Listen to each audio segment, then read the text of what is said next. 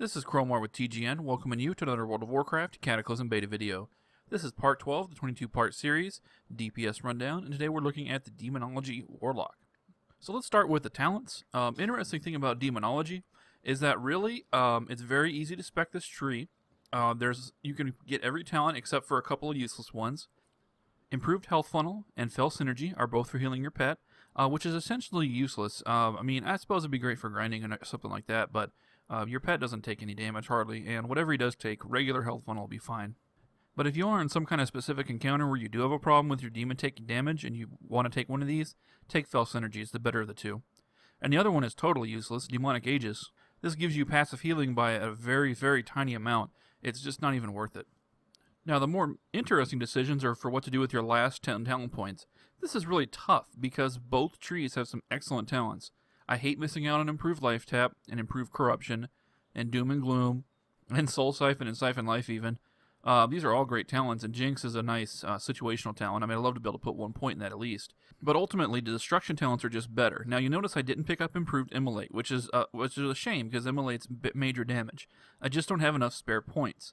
You need all these talents. The Soulfire works so well with Decimation. I mean, notice the Decimation, when they're in execute range, you gain a huge bonus to your Soulfire.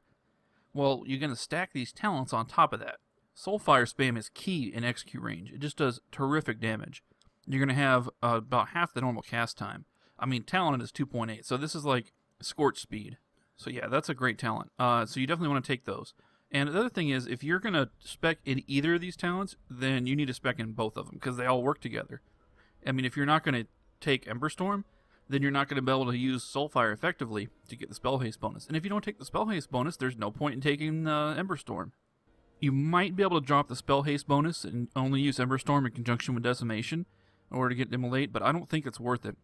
This is essentially a permanent, or almost permanent, probably about 85 to 90% uptime buff to your Spell Haste. It's not hard to keep going, and you can always use Soul Shards for an instant cast if you're having trouble with it. So that's my selection. You can try Immolate if you want. I mean, it certainly is good, but I think that the haste from Improved Soulfire beats it out. So let's take a look at glyphs. Surprisingly, the Prime glyphs are a little on the weaker side. Now, this one, Immolate, of course, you can take that. But there's none other that just give you a huge DPS boost. Metamorphosis is probably the best one. It does give you a little bit of extra uptime on Metamorphosis, which is great. And Felguard gives you a minor bonus to your Felguard's damage, but the Felguard's damage is a little bit underwhelming, surprisingly, so this isn't that big of a buff. There's really no other good options except one. Most of these are for spells you're not going to use or you can't use. And you're going to be using Bane of Doom as a Demonology Warlock, so this Bane of Agony glyph doesn't do you any good. Incinerate's a maybe, but you're only going to be using Incinerate when Molten Core procs. Keep in mind that Shadowbolt is just plain better than Incinerate for Demonology, and I have tested this. For major glyphs, it's pretty similar to the Affliction Warlock. You still want your Glyph of Fear, and you still want your Glyph of Life Tap. Fear is the most important one, Life Tap's more for convenience. After that, there's a lot of good ones. Seduction, although you're not going to have your Succubus out, so I didn't bother with it. Howl of Terror is nice. I wound up getting Soul Link for the extra mitigation.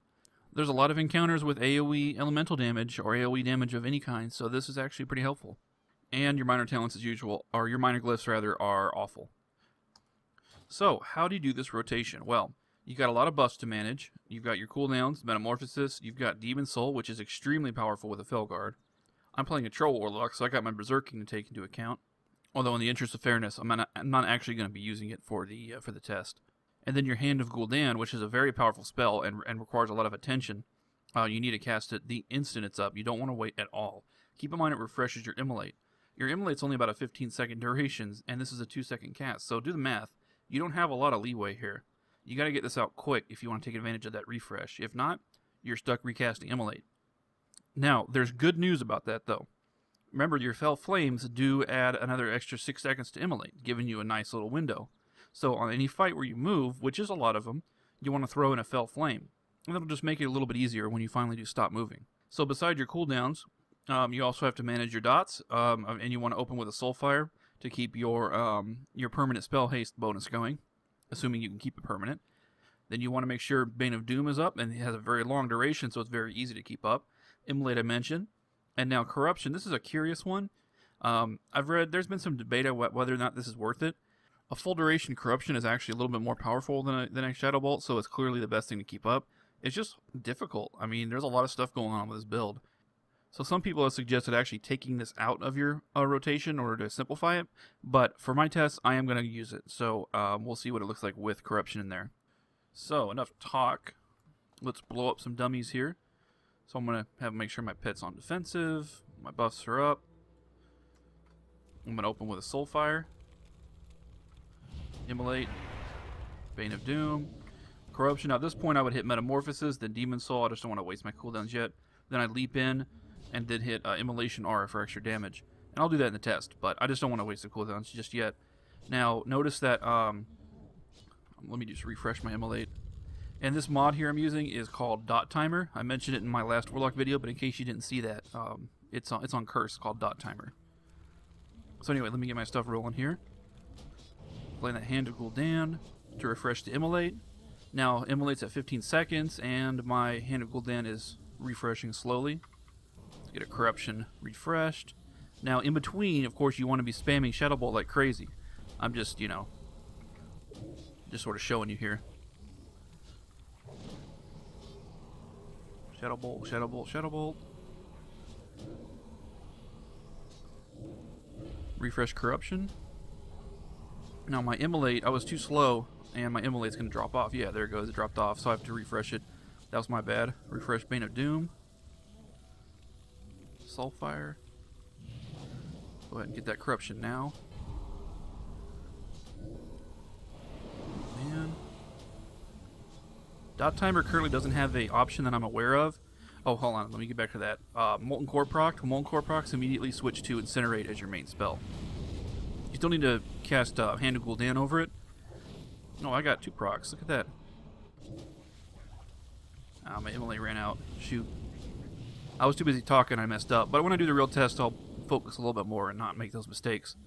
So, again, what you want to do is switch to Incinerate with Molten Core procs. But what I was saying about the add-on, as far as I know, it doesn't have an option to make a bar flash, or and there's like an audio option, but you can't configure the volume or anything, so it's a little bit limited.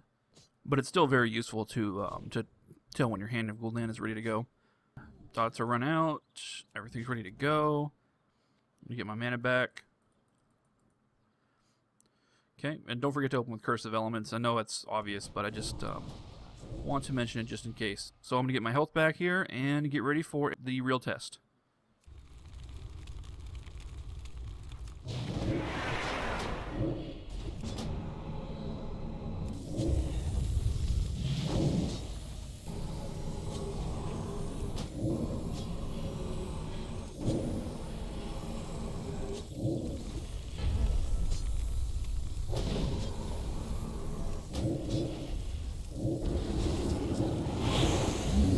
Okay, that was fun. That's actually kind of a fun rotation to play through. We wound up at 8210 DPS at the moment that I stopped DPSing. That's actually really good, to be honest. I mean, that's quite a bit of DPS, and you know, it's not as good as Unholy Death Knight, but it was more like, you know, in line with what Frost was doing. But better than Affliction, better than Hunters, better than Rogues, a lot better than Rogues. And the breakdown goes to only about 1500 from the Felguard. He actually did less damage than the Succubus did at the Flexion spec. That's bizarre. And yes, I did test at a Succubus with a Glyph Lash of Pain instead of Legion Strike, and she does do quite a bit more damage single target than your Felguard. However, that doesn't mean that you should use your Succubus over your Felguard. Remember that the Felguard gives you this incredible spell haste bonus with your Demon Soul. 15% spell haste for 20 seconds out of every 2 minutes. That's pretty awesome. And the other thing is that your Felguard has a lot of special abilities that are useful almost all the time. I mean, besides the stun and the intercept, he's got his cleave and he's got his blade storm. So when you factor all that into it, he's still the better all-around minion.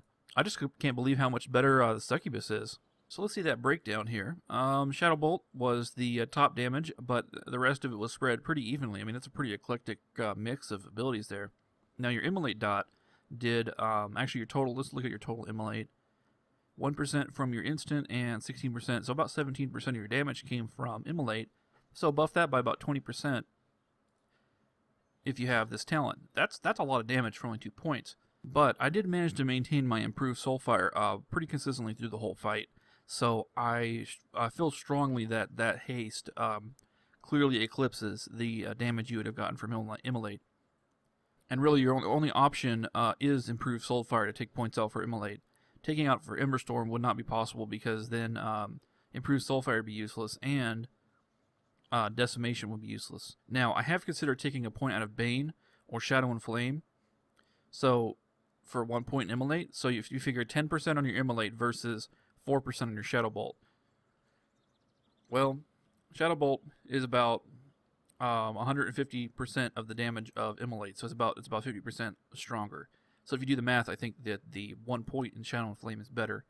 And as far as the cast time, you got so many spells to cast that every fraction of a second you spend casting Shadowbolt is another fraction of a second that you might miss out on refreshing your Immolate with Hand of Gul'dan. Or it's losing a tick on Corruption, or losing a tick on Bane of Doom, God forbid.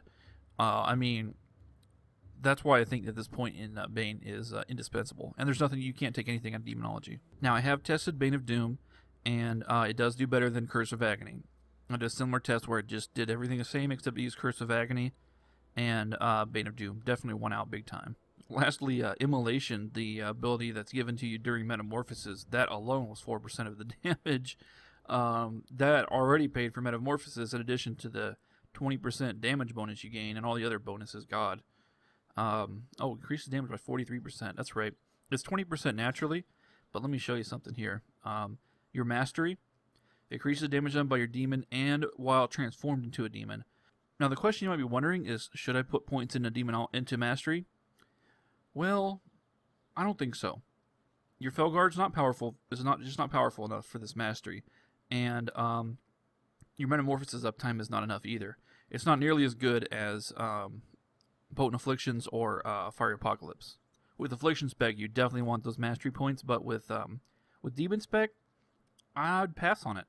Of course, you want to fill up your hit first, but after that, you pretty much just want haste.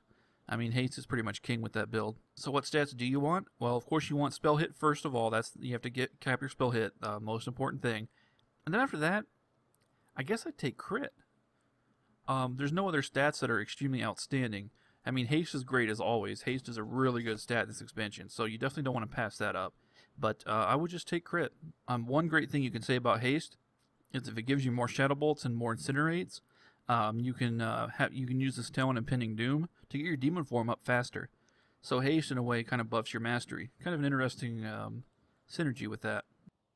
This is a stationary fight, of course. So for any stationary boss or encounter where you're just not moving much, your stats are going to look kind of like this. But if you're moving around a lot, you're going to use more Fell Flame. I only used it once. After my first Metamorphosis ran out, I backed out, and I cast Fell Flame while I was backing out. Well, you'll be using that a lot more when you're actually in a motion fight. I did some raiding on my Affliction Warlock and found this spell to be extremely useful to help my dots up while I was, busy dodging fires on the ground and stuff like that. Impressively, Incinerate wound up being 5.4% of the damage, even though I only cast it when Molten Core is up. That just goes to show how powerful that buff is.